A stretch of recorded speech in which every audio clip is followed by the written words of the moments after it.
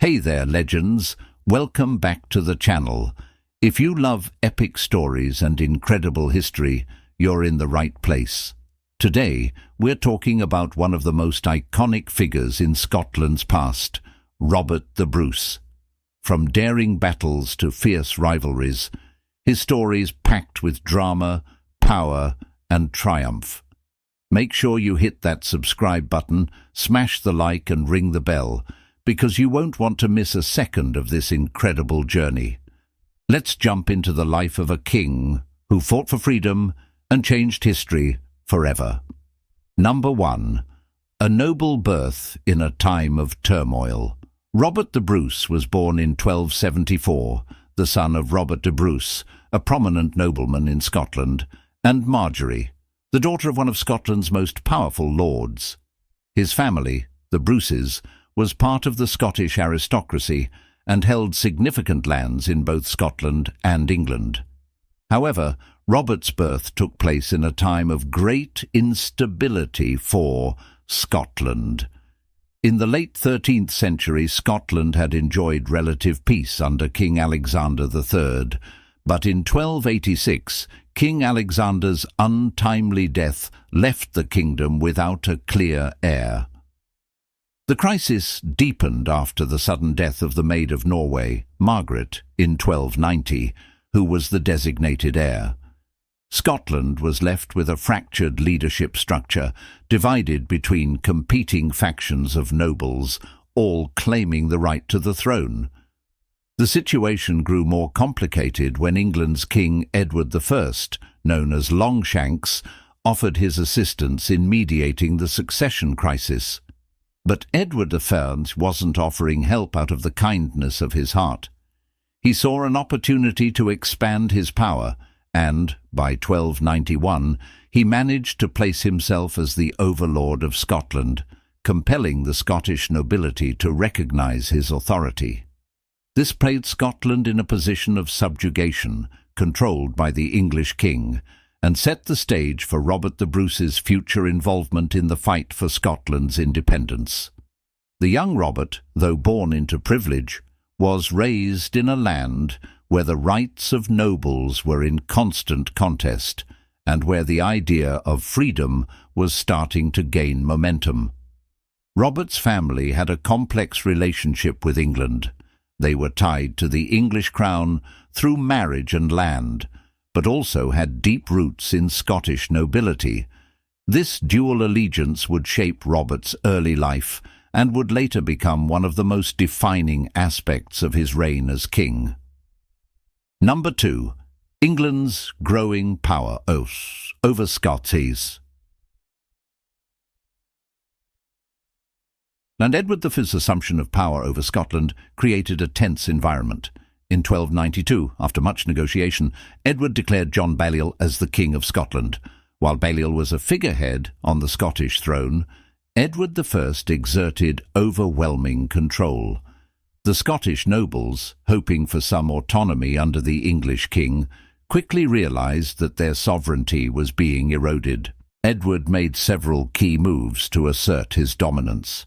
He took control of Scotland's fortresses, stationed garrisons across the land, and even imposed English laws on the Scottish people. To make matters worse, Edward ordered the confiscation of important Scottish lands and resources, consolidating English control over Scottish wealth and manpower. At the time, Robert de Bruce, Robert's father, sided with Edward. The Bruces had a long-standing relationship with England, and Robert's father believed that loyalty to the English crown was the best way to secure his family's position. But for Robert, who was growing up in the midst of this struggle, the political situation presented a conflict. His Scottish heritage, combined with his noble ambition, made him increasingly aware of the injustice being imposed upon his country. This would eventually lead him to shift allegiances and stand up against English rule. Edward I's tightening grip on Scotland only fueled the fires of rebellion among those who sought independence. The rise of figures like William Wallace, who would eventually become a symbol of resistance, was inevitable. But even as Scotland began to fracture, Robert's early involvement with Edward showed how complicated his path would become. His first major challenge would be reconciling his loyalty to England with his growing desire to see Scotland free from foreign rule. Number 3. The Battle of Stirling Bridge. By 1297, William Wallace had emerged as one of the leading figures in the fight for Scottish independence. Wallace's rebellion against English rule gained traction among the Scottish people, who were growing weary of English dominance. Wallace's forces, though small in number, were inspired by the desire to free Scotland from its English overlords. His most significant victory came at the Battle of Stirling Bridge on September 11, 1297.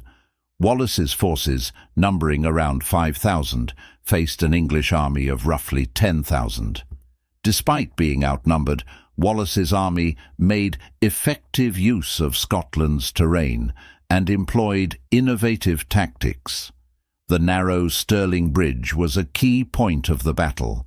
Wallace used the geography to his advantage, positioning his troops in a way that forced the English to cross the bridge in small groups. This bottleneck gave the Scots the upper hand, and in the chaos that ensued, the English were routed. Wallace's victory at Stirling Bridge was a huge morale booster for the Scottish people. But for Robert the Bruce, who was still trying to decide where his loyalties lay, it was a moment of reckoning. Wallace had demonstrated that it was possible to challenge English rule, even with fewer resources. Though Robert initially sided with Edward I to secure his family's lands, the Battle of Stirling Bridge forced him to reconsider his position. Wallace's victory and the spirit of Scottish defiance stirred something in Robert. Could Scotland truly be free from England's grasp? However, despite this early sense of resistance, Robert the Bruce's path forward was not clear-cut. The internal conflict within him, the desire to honour his family's ties to England while respecting his national identity, was a challenge he would need to navigate for years to come. Number 4. The Road to Betrayal and Redemption. In the years following Stirling Bridge, the battle lines were drawn. Robert's early career was marked by indecision. He initially sided with Edward I, but as the conflict between England and Scotland intensified, his heart began to align with the Scottish cause. By 1306, Robert made the fateful decision to break away from Edward's influence and take up the mantle of Scotland's liberation. But this decision came with great personal cost. The most significant event of 1306 was Robert's murder of John Comyn, a leading Scottish noble and a rival claimant to the Scottish throne. The murder took place in a church in Dumfries, a violent act that would later haunt Robert. For many, this act was seen as betrayal, not just of Comyn, but of the ideals of chivalry and honour. It was an audacious move that solidified Robert's ambition to become the rightful King of Scotland. But it also led to widespread condemnation. Robert's supporters were divided. Some saw the murder as a necessary step towards securing Scotland's future, while others were horrified by his actions. Robert's internal conflict only deepened. He had killed his rival for the throne, but in doing so, he had alienated many of his allies. The choice to pursue the throne through such drastic means would define his early reign. It was an act of violence that painted Robert as both a visionary and a ruthless leader, capable of doing whatever was necessary to achieve his goals. Number 5. The Coronation of Robert the Bruce. Despite the controversy surrounding his actions, Robert pressed forward. On March 25, 1306, Robert the Bruce was crowned King of Scotland at Scone, a powerful symbol of defiance against English rule. The coronation, however, was far from a moment of peace. Edward I, furious at the act of rebellion, immediately launched a military campaign to crush Robert's uprising.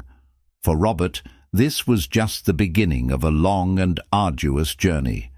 The English army, commanded by Edward's forces, was formidable.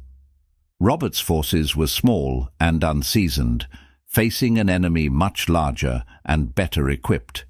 The odds were heavily stacked against the Scots, but Robert's strategic brilliance began to shine. He understood that he couldn't win through sheer force alone. He needed to outsmart the English. Robert's reign began under siege. His first battle as king, the Battle of Methven in June 1306, was a significant setback. Robert's forces were decisively defeated by the English, and he was forced to flee, retreating into the rugged terrain of the Scottish Highlands. The loss was humiliating, but Robert refused to give up. His kingdom, though temporary, was now in peril. He had to regroup, reassemble his forces, and rebuild Scotland's resistance from the ground up. Despite the crushing loss, Robert was resolute. His determination would become one of the defining features of his character. In the face of adversity, Robert proved that he would not be easily broken. His resolve to continue the fight for Scotland's freedom, despite setbacks, was a testament to his leadership and vision. Number 6. The killing of John Comyn.